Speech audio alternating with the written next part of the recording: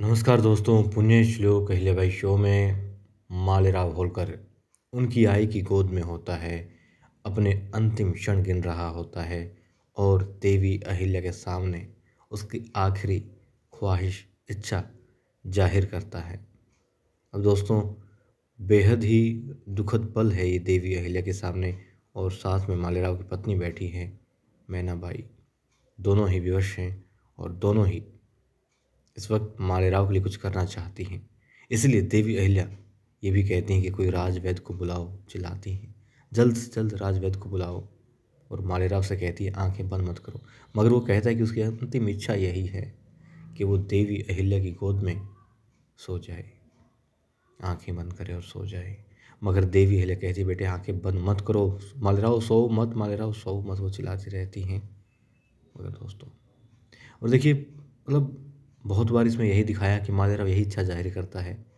कुछ पल पहले उसने कहा था कि आई आप खिला दें, मगर आई थोड़ी देर खिलाती है, फिर मैना आ जाती है। तो मैना का भी थोड़ा जो मतभेद चल रहा था दोनों के बीच में, जो दूरियां थी वो कम हो, इसलिए देवी ले वो थाल मैना को थमाती है कि मालेराव को भोजन करवाओ, ताकि तुम भी इसके थोड़े फिर से नज़दीक आ पाओ, अपना प्यार बढ़ाओ, इसका ख्याल रखो और तुम इसका ख्याल रखती हो इसे एहसास करवाओ। मगर दोस्तों, यहाँ मालेराव को फिर से केसर याद आ जाती है और वो याद आ जाता है जो एक भ्रम में मारा गया कि केसर को परेशान कर रहा है, उसको छू रहा है। इस भ्रम में एक सेवक मालेराव से मारा गया।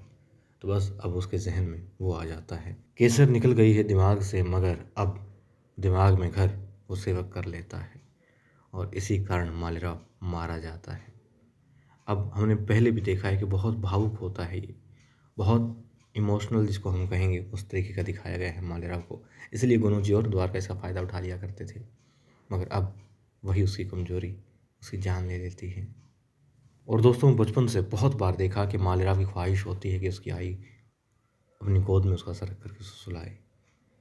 कभी गुस्से में कहता है देवीला से कि नहीं आप रहने दीजिए, पार्वती बाई साहब को कहता है कि आई आप कीजिए, आपकी गोद में सोना है। मतलब इच्छा थी देवी अहिल्या की गोद में सोने की, मगर नहीं पूरी हुई। अब अंतिम क्षणों में देवी अहिल्या की गोद में होता है और बहुत वाकई में बहुत दुखद क्षण है देवी अहिल्या के लिए, सबके लिए।